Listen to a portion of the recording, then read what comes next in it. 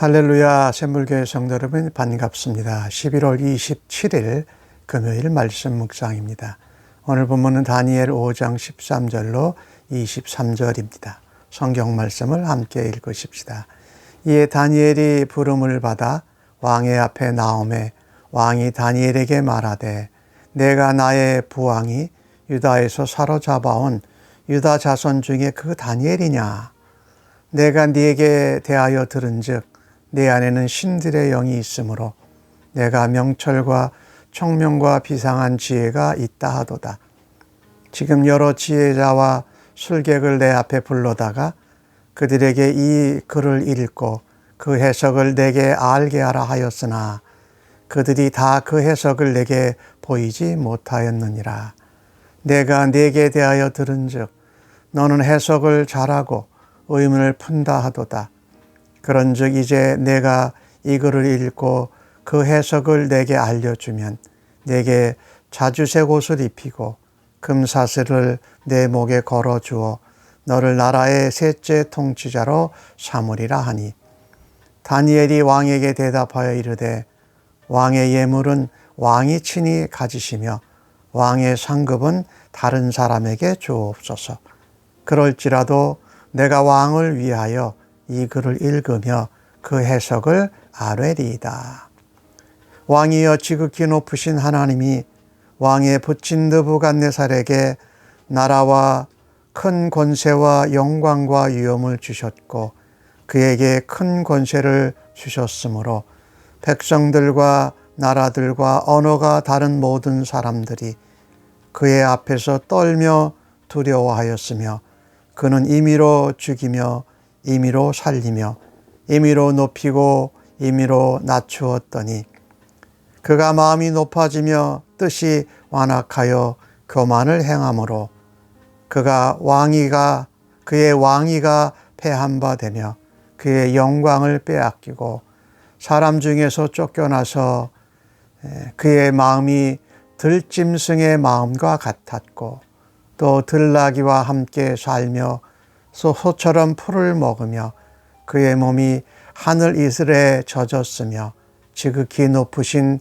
하나님이 사람 나라를 다스리시며 자기의 뜻대로 누구든지 그 자리에 세우시는 줄을 알기에 이르렀나이다. 벨사살이여 왕은 그의 아들이 되어서 이것을 다 알고도 아직도 마음을 낮추지 아니하고 도리어 자신을 하늘의 주제보다도 높이며 그의 성전 그릇을 왕 앞으로 가져다가 왕과 귀족들과 왕후들과 후궁들이 다 그것으로 술을 마시고 또 왕이 또 보지도 듣지도 알지도 못하는 금, 은, 구리, 새와 나무, 돌로 만든 신상들을 찬양하고 도리어 왕의 호흡을 주장하시고 왕의 모든 길을 작정하시는 하나님께는 영광을 돌리지 아니한지라. 아멘. 어제 말씀에 왕의 황후가 다니엘을 벨사살을 추천합니다. 그러니까 하나님의 사람은 나이가 많아져도 잊혀져도 하나님이 필요하실 때 언제든지 쓰임받을 수 있습니다. 그렇게 쓰임받기 위해서 우리는 늘 하나님 앞에 구별되고 거룩하고 하나님의 영광을 드러내는 사람으로 살아야 할 것입니다. 오늘 벨사살 왕이 다니엘이 왔을 때 내가 나의 부왕, 여기 부왕이라는 것은 아버지 왕이 아니라 사실은 이 바벨론의 최고의 왕 느부갓네살을 일반적으로 표현하는 것입니다. 사실 이 벨사살 왕의 아버지는 니보니더스라는 다른 왕입니다. 하여튼 느부갓네살이 유다에서 사로잡아온 포로 다니엘이냐? 그래도 느부갓네살 왕하고 있을 때에 그 모든 지휘자들의 어른 되었던 이 다니엘을 경멸하고 무시하는 듯한 그런 표현이죠. 그러면서 들은 이야기대로 내가 신들의 영이 있어서 명철하고 총명하고 비상한 지혜가 있어서 꿈과 환상을 다 해석하고 의문을 풀어준다고 하더라. 네가 그것을 잘 풀면 내가 너에게 금 목걸이를 주고 금사슬을 주고 그 다음에 셋째 통치자로 삼고 높은 자리에 앉히리라. 다니엘이 이것에 대답합니다. 예물은 왕께서 가지시고 상급은 다른 사람에게 주십시오. 그 주시는 자리나 또 상급이나 어떤 금사슬 때문에 이것을 말하는 것은 아니고 제가 하나님께서 하신 것을 왕에게 그대로 알려드립니다. 그러니까 세상 통치자가 주는 것을 받는 것이 목적이 아니라 하나님이 하신 말씀을 그대로 전하는 것이 자기의 목적이다라고 말합니다. 그러면서 느부갓네살 왕 얘기를 합니다. 하나님께서 이 느부갓네살 왕에게 큰 권세와 영광과 위엄을 주셨다. 그래서 많은 나라와 다른 언어를 쓰는 백성들이 느부갓네살 앞에서 떨고 두려워했다. 임의로 죽이고 살리고 높이고 낮추는 그런 일을 했는데 그만 느부갓네살이 마음이 높아지고 완악해져서 하나님 앞에 교만해졌습니다. 그래서 하나님께서 그의 왕위를 폐하셨습니다. 그리고 그가 누리던 영광을 빼앗아 갔습니다. 이 하나님이 왕위와 영광을 빼앗아 가니까 그가 들짐승 같은 마음이 되었다. 말하자면 일종의 정신병이 걸렸다라는 겁니다. 들나귀와 소처럼 풀을 먹고 하늘 이슬에 젖어서 왕궁이 아닌 그냥 들에서 살았던 거지요. 그러면서 그 느부갓네살 왕이 자기 왕위에서 이제 나오게 된 것, 왕위를 지키지 못하게 했던 것을 다니엘은 이렇게 표현합니다. 하나님이 사람 나라를 다스리시며 그 사람 나라를 다스리시는 왕을 하나님의 뜻대로 누구든지 세우십니다. 그리고 누구든지 그 자리에서 내려오게 하십니다. 느부갓네살 왕이 그거를 겪었습니다.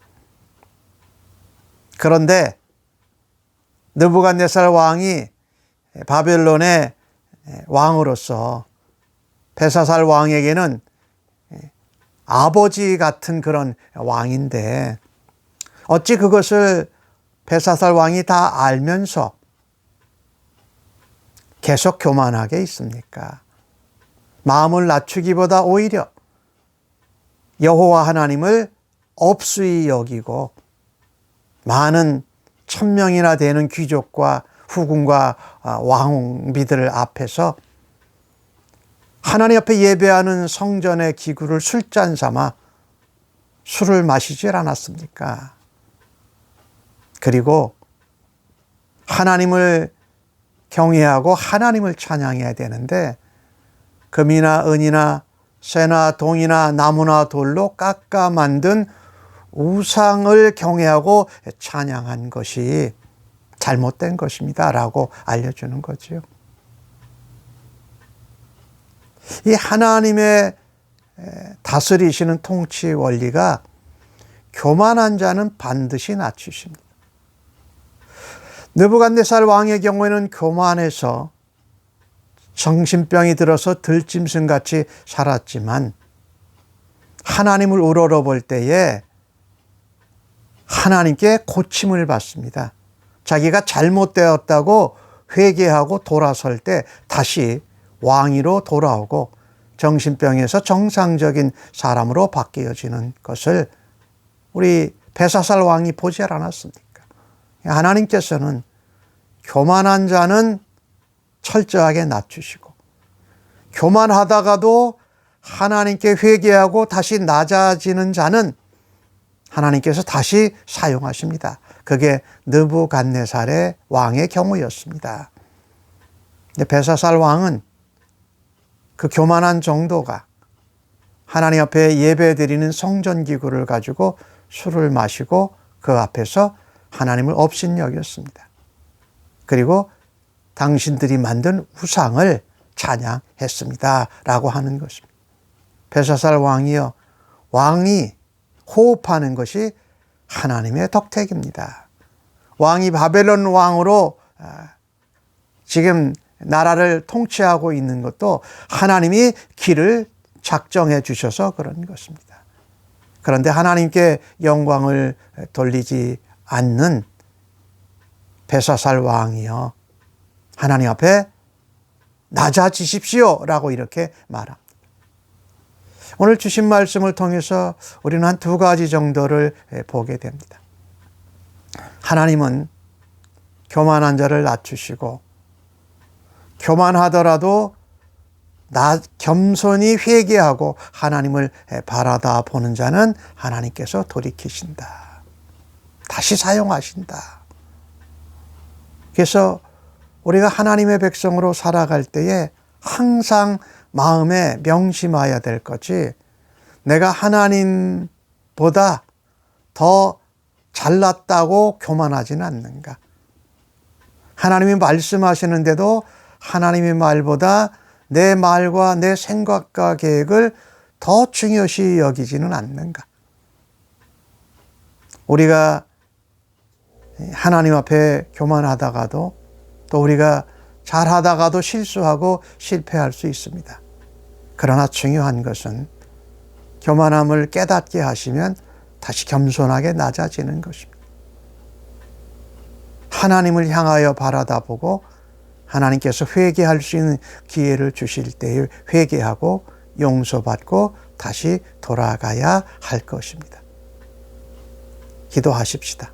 하나님, 오늘 주신 말씀에 하나님께서 교만한 자는 낮추시고 또 하나님